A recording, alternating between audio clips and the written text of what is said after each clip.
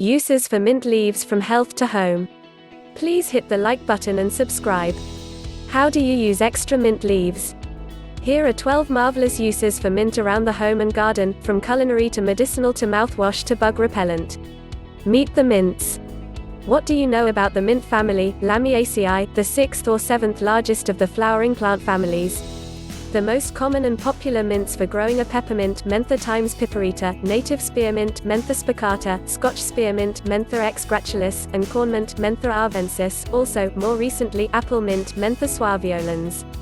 Mint provides most of our common culinary herbs, e.g., basil, oregano, marjoram, rosemary, sage, thyme, summer and winter savories.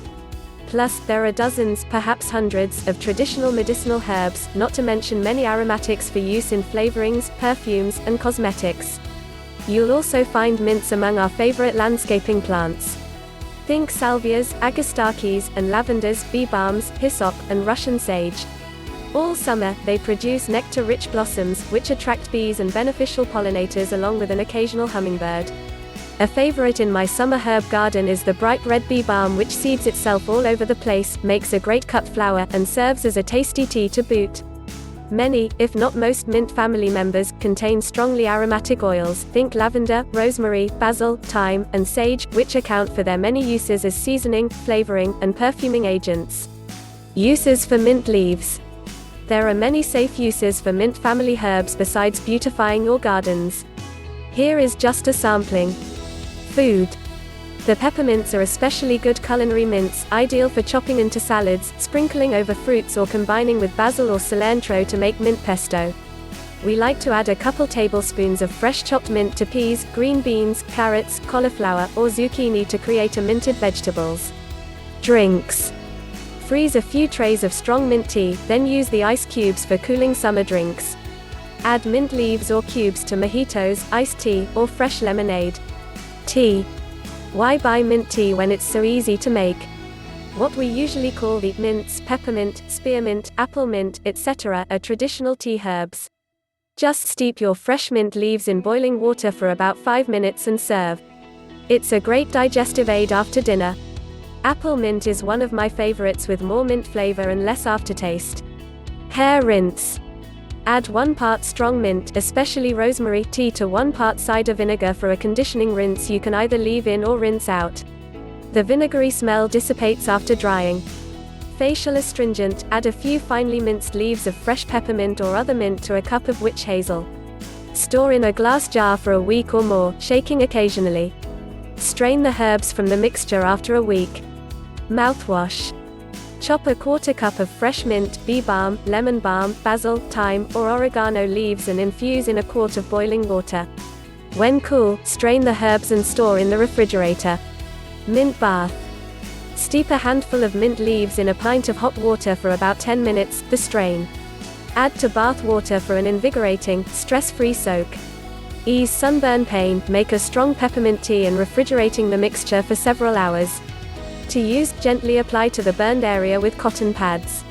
Breath freshener. Just chew on a few mint leaves. Sage teas and extracts have been used for centuries as a mouthwash for oral infections. Don't use chew mint family herbs if you're breastfeeding, as even small amounts or sage and peppermint may reduce milk supply. Scent up a space. Keep your home smelling fresh by adding a few drops of mint essential oil to your favorite unscented cleaner, or just take a cotton ball and dap onto a light bulb.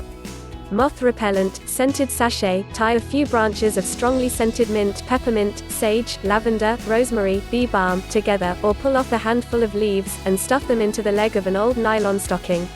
Suspend by a string inside a garment bag, tuck into bags of stored woolen clothing, or just place in your drawers to let your clothes soak up the scent. Refresh periodically to keep the scent fresh. Bug repellent, when ants come into the kitchen during the summer, place a few stems of mint, gently crushed, near suspected entry points. Really does deter ants. You need to replace the mint with fresh material every few days. Also, keep pets flea-free by stuffing a small pillow with fresh spearmint and thyme and placing near your pet's bed. Of course, mint isn't only used to deter bugs, it also attracts the beneficial insects. Bees and butterflies and hoverflies love mint, which is rich in nectar and pollen, and this benefits pollinated plants and crops. Medicinal use of mint plants.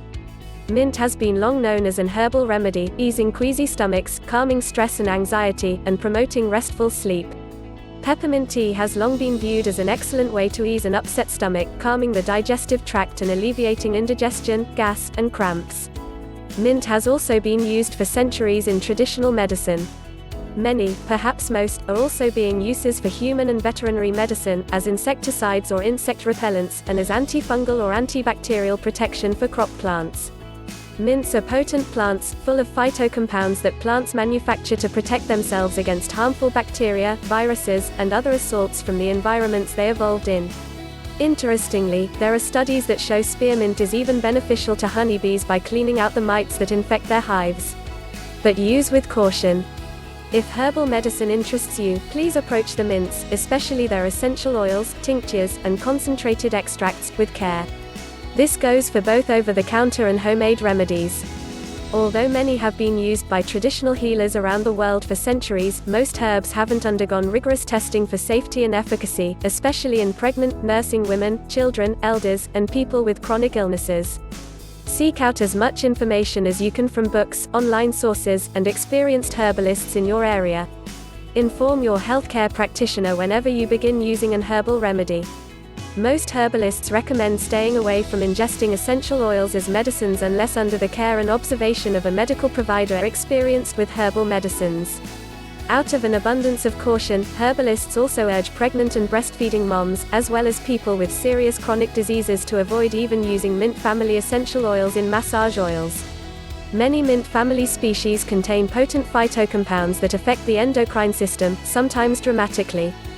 For example, sage and peppermint, even as tea or food flavorings, can reduce the milk supply in breastfeeding women. The essential oil of pennyroyal, historically used to induce menstruation or as an abortifacient, can be lethal if ingested in a large enough dose to accomplish those purposes. Some mints contain strongly psychoactive compounds. Among the most potent, the hallucinogenic Salvia divinorum, whose use and/or sale has been banned in many nations, as well as half of US states.